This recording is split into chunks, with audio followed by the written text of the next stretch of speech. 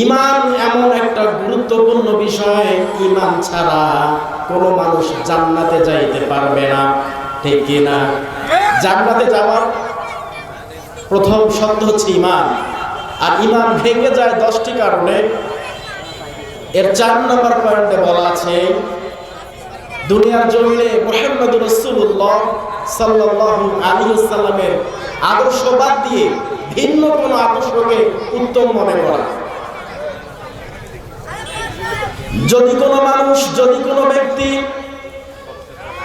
মুহাম্মদুর রাসূলুল্লাহর আদর্শ বাদ দিয়ে দুনিয়ার জমিনে তার নিজের জীবন পরিচালনা করে, রাজনীতি করে, সমাজ পরিচালনা করে, ব্যবসা করে, পরিবার চালায়, এমনকি ব্যক্তিগত জীবন যদি সে চালায়, আল্লাহর নবী সার্টিফিকেট দিচ্ছেন ও কিন্তু ঈমানদার না, ও বেঈমান।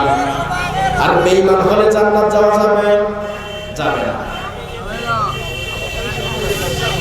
আল্লাহ পাকের ঘোষণা, ওয়া ইন্নাকা লাআলা খুলুকিন আযীম।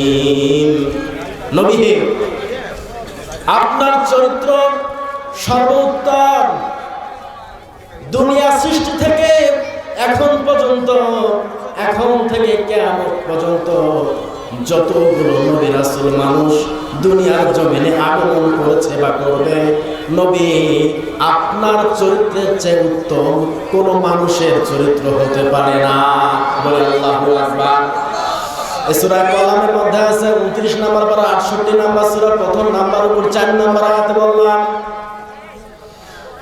দুনিয়াতে যতগুলো মানুষ নিজেকে মানুষ হিসাবে আর মুসলমান হিসাবে পরিচয় দিতে চাইবে, তার 1 নম্বর পয়েন্টে মুহাম্মদুর রাসূলুল্লাহর আদর্শটাকে মেনে নেওয়া লাগবে। যদি আদর্শ মেনে জীবন পরিচালনা করতে না পারে, মুসলমান তো হবেই না, ঈমানদার হওয়া সম্ভব না। বলি নাউযুবিল্লাহ।